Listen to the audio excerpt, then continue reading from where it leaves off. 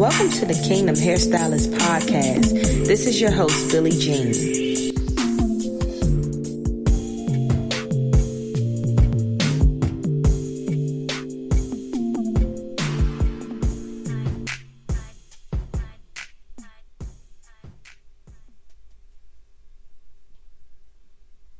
Hey everybody, and welcome back to another episode of Kingdom Hairstylist podcast. This is your lovely host. My name is Billie Jean. Welcome to all of the new listeners out there, and welcome to all of my faithful listeners that tune in each and every time I upload an episode. You're so greatly appreciated, and I love you all to life. I have been still praying for everyone, including myself. But let me tell y'all something. Oh my goodness. Now, y'all know the last episode I was talking about, spiritual warfare and how the devil was just running after me and just been getting on my nerves and doing too much. I have some news for you.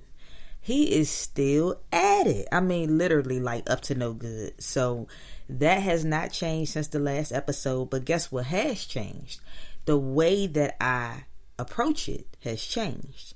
And the way that I think about it has changed as well. So I wanted to encourage you all, just don't give up. Don't ever stop giving up. No matter how many tactics he try to use or try to come at you with, just don't give up. So yeah, I said I can't wait to get back on here to just give you all an update about the things that I've been going through. And so right after I got off of the last episode, like probably maybe about 3 days later, I guess, he tried to attack my son.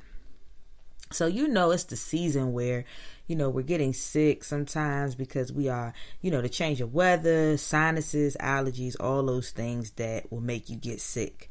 So he got sick and he was like really weak and stuff. So I had dropped him off on Saturday when I got off work to his job.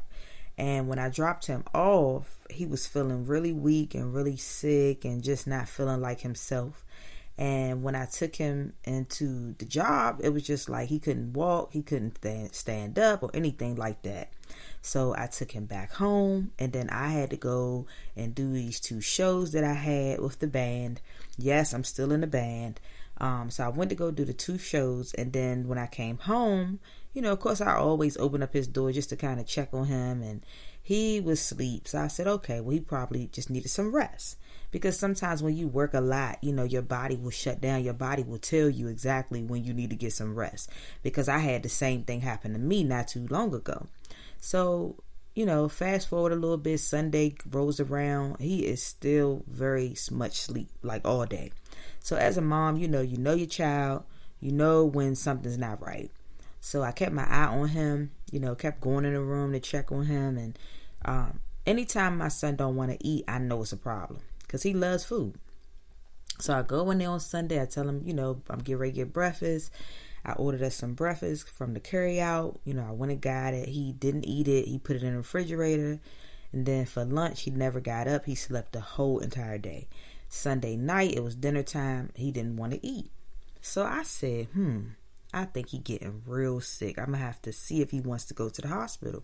Because I don't know if you all know. If you're a new listener, then you may not know. But my son has type 1 diabetes. So when he gets sick, it gets worse. So I basically was like, well, I'm going to see if he wants to go. So I asked him. He said no. He said he just took a melatonin and he think he just real sleepy. That didn't add up to me because a melatonin not going to make you sleep for 2 days. So I told him, I said, son, you really have to tell me the truth whether or not you really need to go to the hospital or not, because I don't want you to go to sleep.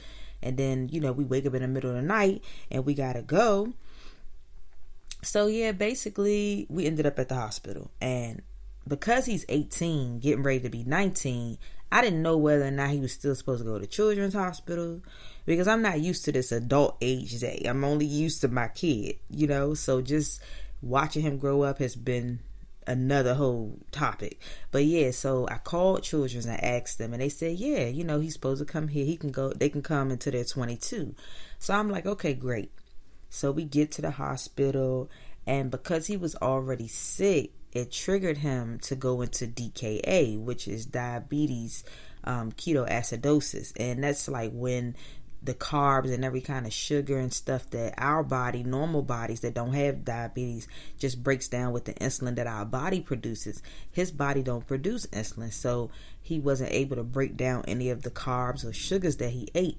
So those are just floating at the bottom of his stomach, and it makes him sick. So we stayed in the hospital for about 2 days, and I just told the devil, I said, look, I know what you're doing here. I see you. I see everything that you're doing. And then I just started reciting, scriptures back to him, just like Jesus did when he was tempted in the wilderness. You just got to find some scriptures. I don't know all of the scriptures by, I don't necessarily memorize all of them, but there are a few that I know that I can use that's in my weapon, in my weapons, my bag of weapons that I need to use whenever I need them. So I pulled out those scriptures and I said them. I was like, by Jesus' stripes, my son is healed. I pleaded the blood over my son. I just did everything I could do. And then I just had a great attitude about the whole situation. I did not complain, not one time, about being in that hospital and, not taking a bath for a couple of days and just being up there with him. Because as a mom, I don't care how old your child gets, you're going to always be a mom. And so that's my vow. I love my son more than anything. So I'm going to always be there for him. I don't care if he's 28 and he's like, I want you to stay up here with me all night. I'm going to stay up there. But yeah, I just wanted to give y'all a little update to let y'all know that, Satan is still up to his same little stuff, but he cannot get me. Like years ago, BC, before Christ, I would just be crying and just devastated and just so angry and just so emotional and just so a wreck. But now I know how to fight. So I just pick up those weapons and go. God wants us to be equipped with every weapon that he has given us. And we just got to remember that. We got to put on our armor every single day. You got to have the, the faith that you need. And you got to have the word. That's why it's so important to know the word. And so now I'm really making it an effort to study the Bible at least 1 hour every day so that I can start to bury all these scriptures in my heart for when I need them. Because I could pull out my phone and look up some things. I can write it down on index cards and all of that. But I want to be able to recognize and discern when I'm going through something and just shoot it off right then and there. So that let me know when I was going through that, I was like, okay, I know a few scriptures, but I still got to learn a whole lot more. But I'm learning to give myself some grace because God gives us grace every single day. And I'm learning to just be kind to myself and not to be so hard on myself because I'm really just getting into this, And so it's so important just to learn this stuff. But today's episode is titled Send Me, I'll Go. So the reason I wanted to talk about this is because I have also been feeling like I don't want to do hair no more, honestly. I love it. I do a great job at it. I'm very talented with it. But there are some days that I'm just like, this ain't really what I want to do no more. And I don't know whether it is Holy Spirit setting me up for my next, or if it's just me being discouraged by some of the things that happen daily. But part of me just really does not want to do hair anymore. We all know that God needs people in every part of the marketplace. So I really believe that I'm in this hair industry for a reason. And I often question why I'm still here. It's been 15 years and I'm still here doing hair. And I love it, like I stated. But there are some days when I'm just like, I know I don't want to do this forever. And then I honestly be telling God, one day I told God, I don't really want to do hair no more. I don't know what you want me to do, but I don't really want to do this anymore. Like, I'm just tired of doing it. My body is tired. I just don't really want to do it no more. And I didn't hear anything. So I just, told myself, well, if this is what I don't want to do anymore, I got to figure out what my next would be. I need to start investing in some classes or investing in doing whatever, or actually starting the programs that I have in mind. So it's a lot of things that hold me back procrastination has been one of my main downfalls. So that's one thing I'm praying over and believing God to help me get through.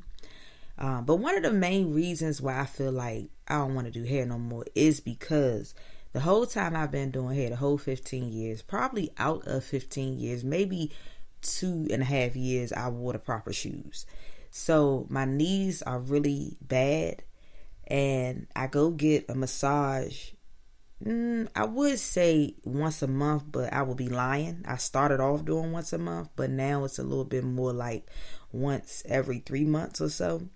And what my therapist, he told me that I needed to get like a stepping stool and step on it, so that I'm not just putting all the weight on my knees on, because sometimes, when you stand up, if you push your knees back like that, it's putting a lot of weight and pressure on your knees. So did I do what he told me to do? No, absolutely not. Guess where the step stool is? In the closet at work. So, I got to get it together. So I didn't use the step stool like I was supposed to. And so my knees hurt, especially my left knee. It hurts more than my right knee. And then I feel like my back and the spine at the top of my neck really, really hurts from looking down so much. And I used to do kids for a long time, and I used to be twisting and turning and looking down and just not having the proper posture when I would do their hair. So like my body's starting to feel it. And the third reason is I just feel like some customers, not all customers, because I have quite a few great customers that I love and value so much. But then I get some new customers sometimes, and some of the old customers that don't really value my time. They show up late, which causes me to run late. Then they don't want to tip after they don't ask me to do a whole bunch, or after I've given them a great service. It would be nice to get a tip. It's just like when you go to a restaurant and the server does a great job. They still get paid by the hour, but you still give them a nice tip to compensate them for what they did, because I go the extra mile. Now I understand some people, they just don't have it to tip, and that's okay. I don't get mad, but it's certain clients that will, you go above and beyond for. You come in early for them, or you may just do above and beyond. Like they may ask for one thing and then you do a whole other thing for them, and it just will be really nice. Now I do appreciate the ones that tip. I have quite a few that do tip, but then there are some that don't. So that's why I make sure everywhere I go, I tip. I don't care where I'm at. My nail lady, she gets an extra tip. The people that serve me at restaurants, they get tips. Sometimes I tip people at the tropical smoothie. It's not even a bucket for that. But if I feel like they just working extra hard, I'll give it to them. Who wouldn't like an extra tip? So, but anyway, that's not what we're here to talk about. But yeah, so some days I just, they text you all times of night, day and night, 5 o'clock in the morning. I can't believe that people text you 4 a.m. for a hair appointment. It's like, my goodness, like, respect me, because I would never text a business owner at 4 a.m. Just never. But I'm different. Maybe I'm different.